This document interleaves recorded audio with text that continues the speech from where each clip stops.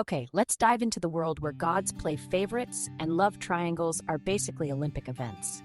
Today, we're discussing the epic story of the Greek hero Theseus, a guy whose life choices scream Hot Mess Express. Picture this. We're in ancient Athens, and this dude is like the influencer of the time, but instead of posting selfies, he's slaying monsters and navigating family drama that would make even the Kardashians raise their eyebrows. So, right off the bat, Theseus decides to present himself as the ideal son, but let's be real, he's more of a troubled artist vibe.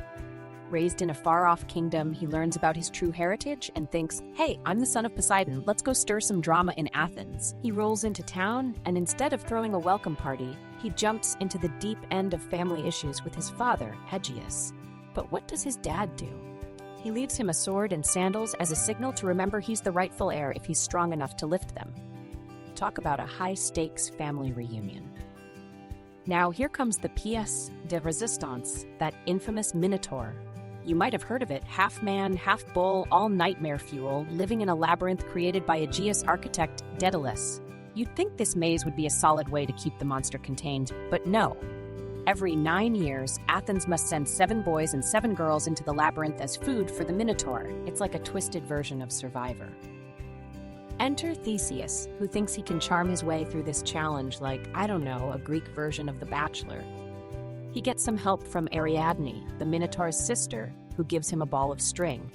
Because obviously in a death trap for teenagers, all you need is a little thread and a dream, right? But girl, Ariadne was clearly underappreciated because Theseus ditches her after escaping the labyrinth for no good reason. Classic dude move.